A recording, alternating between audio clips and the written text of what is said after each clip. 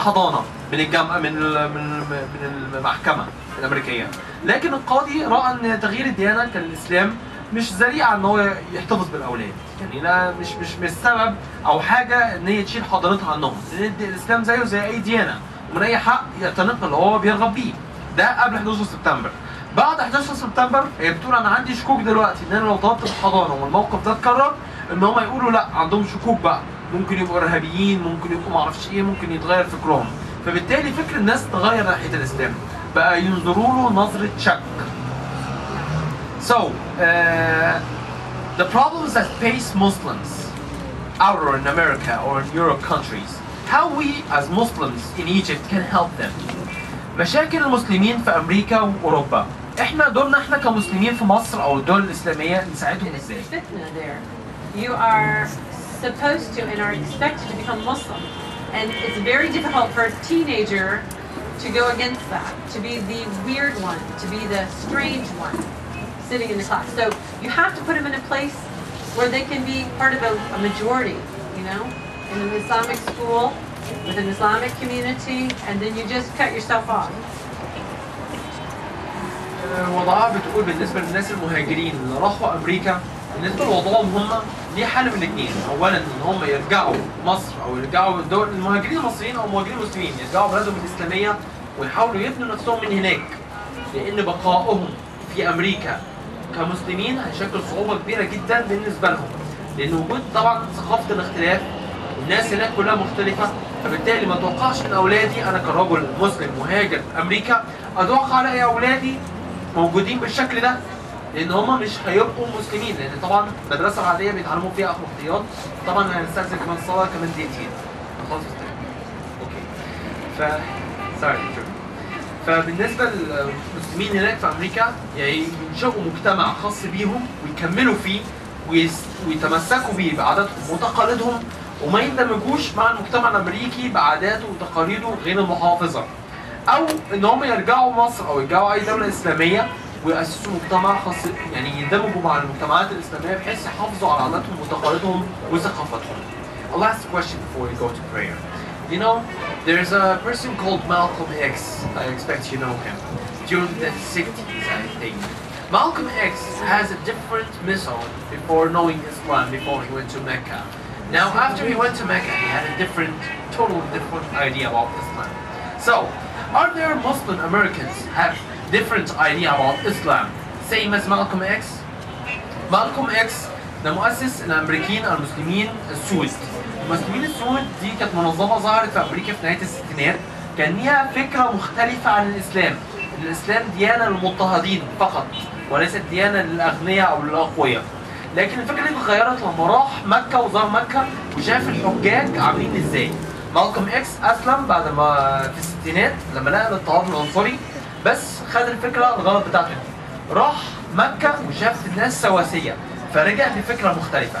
فبسألها هل المسلمين موجودين دلوقتي بطريقه مالكوم اكس؟ Are there any Muslims that has the same idea of Malcolm X? Black Muslims. I think what I know, of course, I'm not a black Muslim living in America, so I'm not sure. But what I have understood is that most of the people who were part of that, what they used to call the Nation of Islam, it was called the Nation of Islam. And this was with Malcolm X and Farrakhan. There's still a man named Farrakhan. I think he's still alive. I think so. He was anyway. And he was the one in charge of this Nation of Islam. But most people, or a majority of them, became regular Muslims. I think so. But every culture that becomes Muslim adds some of their culture to the Islam, you know. So if you go to America, you'll find American Muslims doing things you don't do. Yeah. They have Americanized it. They have Americanized Islam there, and they have changed some things, you know, to suit the condition. الوضع هناك بتقول ان بالنسبه لاي دوله او اي مجتمع ينتمي لديانه الاسلام، بتضيف للاسلام احيانا اشياء بتكون تابعه او متاقلمه مع المجتمع اللي هو بيعيش فيه عشان تسهل عليه الموضوع. فالمسلمين في هناك في امريكا قد تكون لهم عادات وتقاليد مختلفه في بعض الجزئيات عندنا.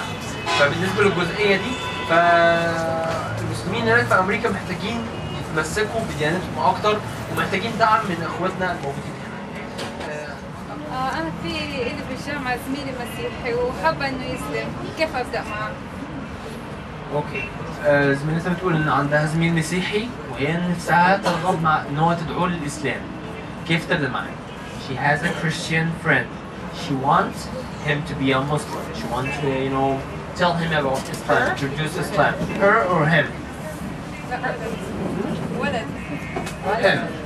Boy. So there's a gap. She cannot break the gap. So.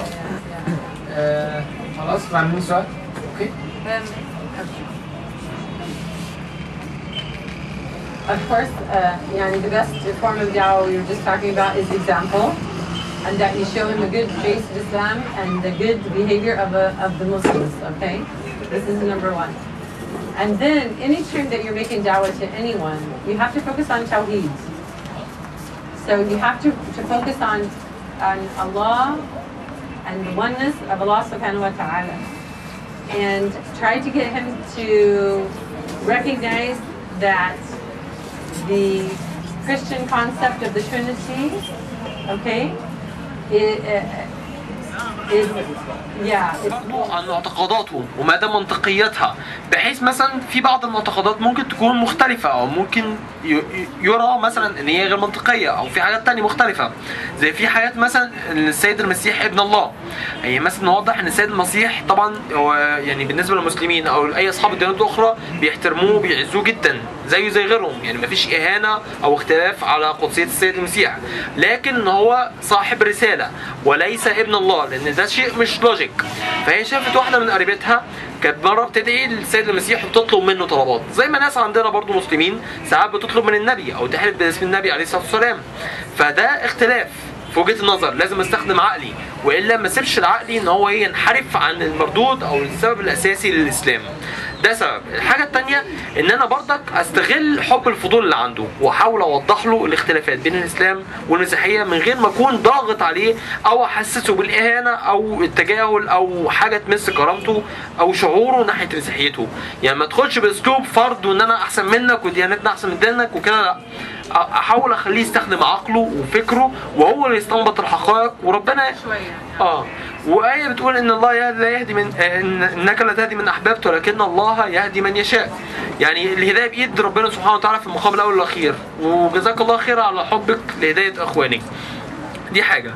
الحاجة التانية she's asking about some of the Muslims in the university may not give a good example about Islam.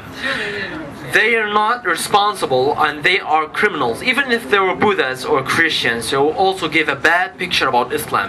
There are so many, unfortunately. How can we defeat this idea or this negative idea given by those? كيف نتغلب على الصورة السلبية التي أدى بعض الناس أن هم يأخذوها عن الإسلام، كيكون الإرهاب منبعه الإسلام أو التسيب أو الإهمال أو الغش. بعض الناس يأولوها أن هي مصدرها للإسلام، فده شيء خاطئ. فكيف نتغلب على هذا الشعور؟ مش ده سؤالك؟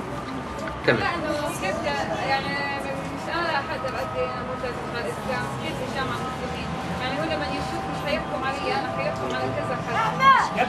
When he sees only one person and sees many persons, he's gonna get convenience by the many, by the majority. You understand? So if many people get very negative idea about Islam, this will affect his idea. Why I get convinced by one or two, while I have most of the Muslims have very bad habit and negative idea. Especially the media focuses and enlarges these negative situations. You understand me? No, it's really a problem. I mean, and this problem, I mean, it's like you need to work on the two things at the same time. You need to amr ma'ruf wa nahy anil munkar ma muslimin. In nafs al-waqt, you're making da'wah to other people. But it is true. I mean, people say, yeah, but I see all these Muslims doing all this bad stuff. And you're like, yes, but that's because they don't know their deen, because they're not following their deen, because they don't do... So every time you're making a lot of excuses why these people are doing these things. I mean, Bardu, you have a problem with, for example, in Afghanistan, you see Taliban throwing acid on girls going to school. And they're like, how come in Islam girls can't learn? Why can't they go to school? And then of course you're like, well, they can. It's wrong. That's wrong. Because the order to read was for both men and both women, you know, both. So it's really hard. You have both extremes. You have people who don't practice their Islam at all, and then you have people practicing it in the wrong way. So, I mean, the most you can do is try to make nasih, you know, you make amr ma'ruf and nahy munkar in your area, and you try to help the people to get better, and you try to explain to the person you're making dawah to that this is not Islam.